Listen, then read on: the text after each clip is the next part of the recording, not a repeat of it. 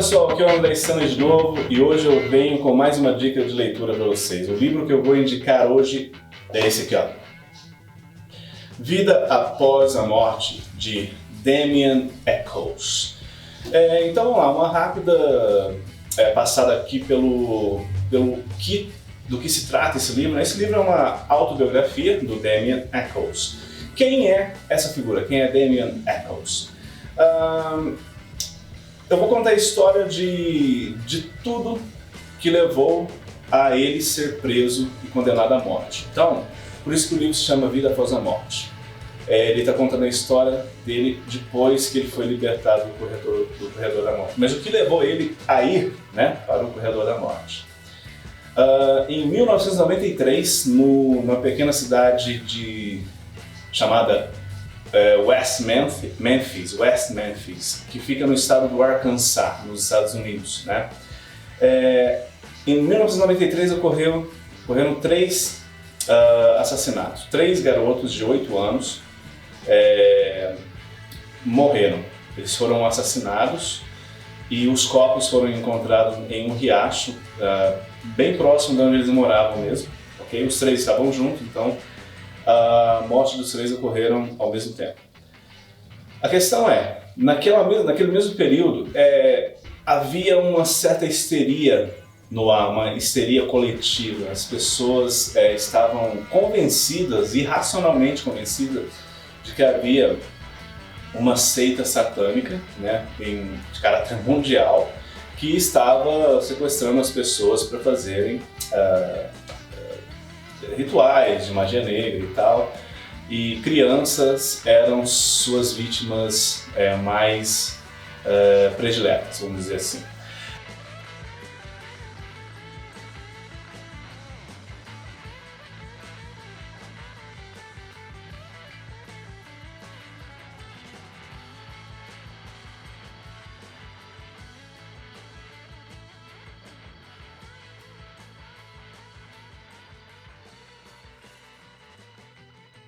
Nessa cidadezinha havia um grupo de garotos que costumava ostentar seu gosto musical, vamos dizer assim, pelas ruas.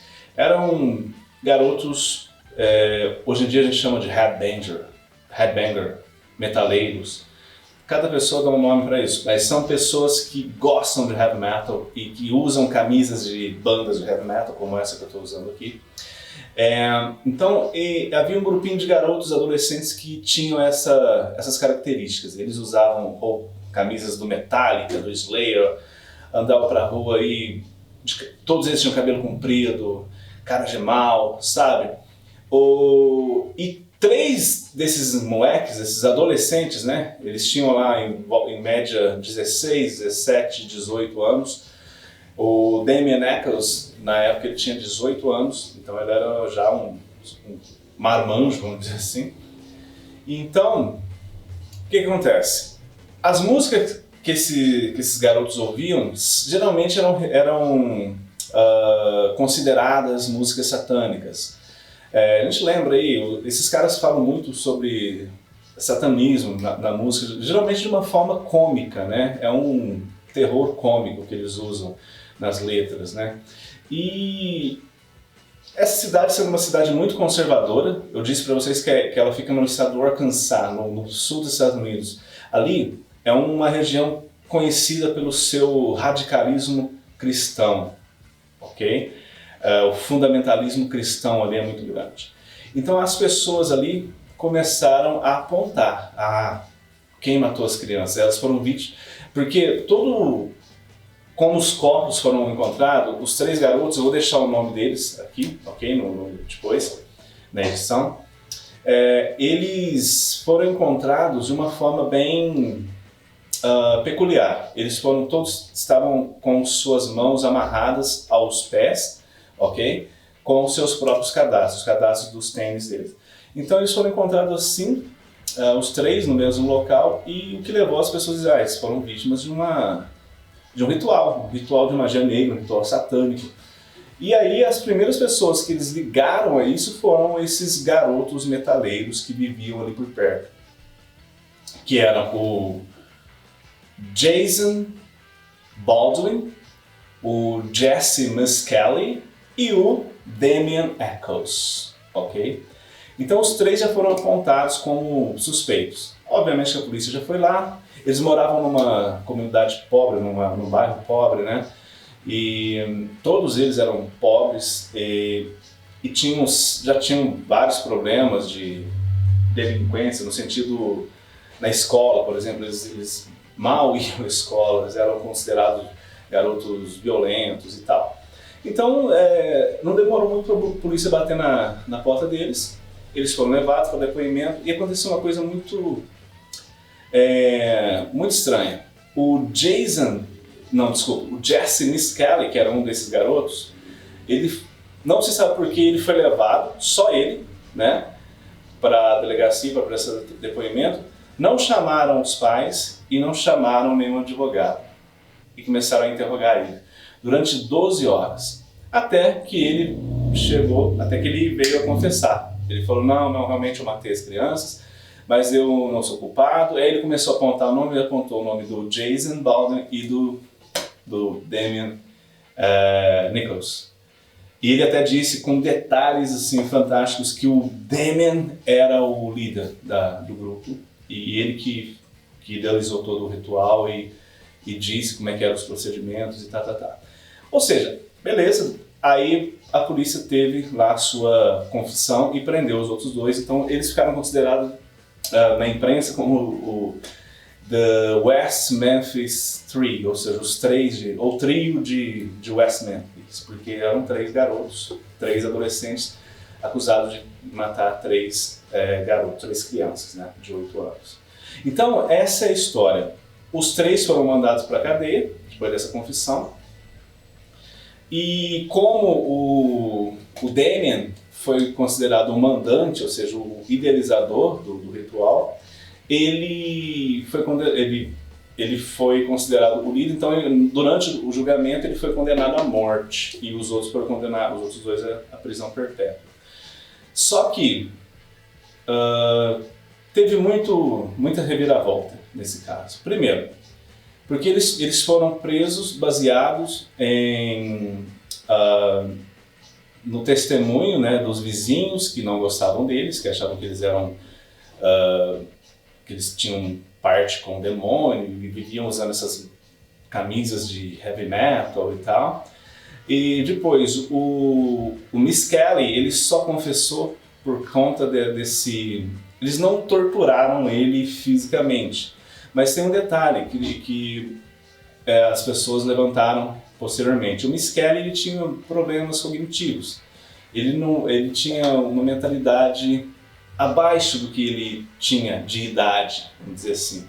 Então ele poderia ser facilmente levado a dizer aquilo somente para evitar o estresse daquela situação. Tanto é que pouco depois ele disse, né, ele declarou que ele inventou toda aquela história da confissão dele, mas aí já era tarde demais, já tinham sido condenados e é isso. Aí acontece o seguinte: posteriormente à prisão dos garotos, começaram a apontar erros na investigação. Primeiro, os caras tiraram os corpos dos garotos antes da perícia chegar. A perícia também, quando chegou, não preservou, não tirou DNA. Outro detalhe, não foi encontrado nenhum DNA dos adolescentes acusados na cena do crime, ou seja, não tinha nada material que ligasse os adolescentes ao crime, não tinha.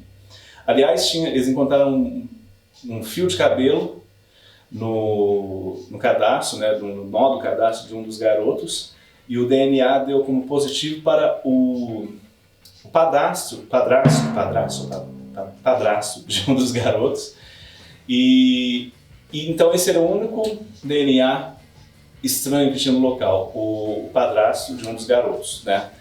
A polícia não investigou esse padrasto, não fez. Eles fecharam o caso, esse detalhe. Eles procuraram fechar o caso e abafar tudo. Só que aí alguns jornalistas, a empresa começou a investigar, né, por conta própria, e começaram a descobrir esses erros.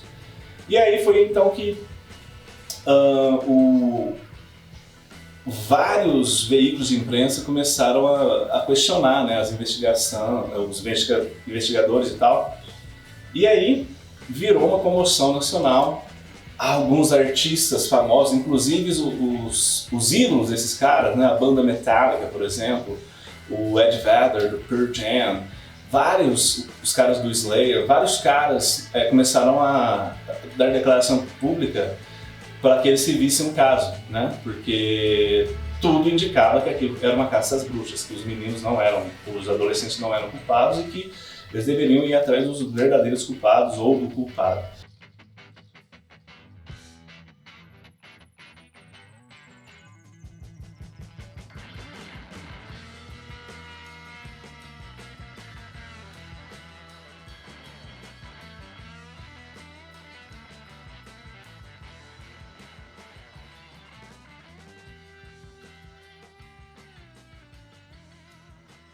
Mas a questão é essa.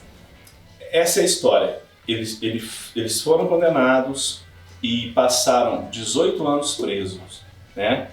E o Eccles, o Damien Eccles, passou 18 anos no corredor da morte esperando pela sua execução. Eles só foram soltos em 2011, ou seja, eles foram presos em 93, 18 anos depois, né? Em 2011 eles foram soltos porque eles fizeram um acordo com o estado do Arkansas.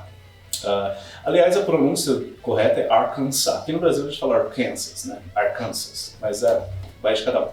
Então, eles fizeram um acordo onde eles se declararam culpados, entendeu? E se declarando culpados, eles ganharam a liberdade. E aí eles fecharam o caso. É isso, esse é o resumo. Só que, obviamente, quando o Eccles saiu da cadeia, ele tinha escrito várias correspondências para sua família, para seus amigos. Eles trocaram correspondência entre eles, né, os três acusados, e ele escreveu vários diários, ele produziu muito, vamos dizer assim, nesse período de prisão. Muita coisa, segundo ele, foi jogado fora pelos carcereiros, né, porque ele não tinha direito a manter muita coisa na cela dele. Mas o que ele conseguiu salvar, ele transformou nesse livro, que é Vida Após a Morte. O livro pretendia, creio eu, contar a vida dele após a saída da prisão, a sua luta pela liberdade, porque até hoje, gente, em 2023, eles ainda são considerados culpados, né? E eles ainda tentam limpar o nome deles, de alguma forma. Tanto é que o ano passado, em 2022, né, os advogados do Damien Eccles tentou novamente na justiça reabrir o caso para que novos DNAs, né, que foram encontrados lá, fossem investigados. Só que o juiz do Arkansas negou novamente. Então eles estão ainda nessa luta. Então esse livro é isso, conta a história do Damien Eccles, que foi um adolescente de 18 anos, metaleiro, que foi condenado à morte pela morte de 3 garotos em um ritual de magia negra. Então, como é que é a estrutura do livro? Ele conta desde a infância dele, né? Quando a infância, ele sempre teve essa questão da pobreza, né? Ele nunca foi uma pessoa de teve posses. Os pais se separaram mais de uma vez, né? Separaram, voltaram, separaram de novo. Então essa vida conturbada, eles no caso que o foco é na história do Damien Eccles. Ele conta um pouco sobre a amizade com os outros caras, mas ele foca nele, obviamente, é uma autobiografia.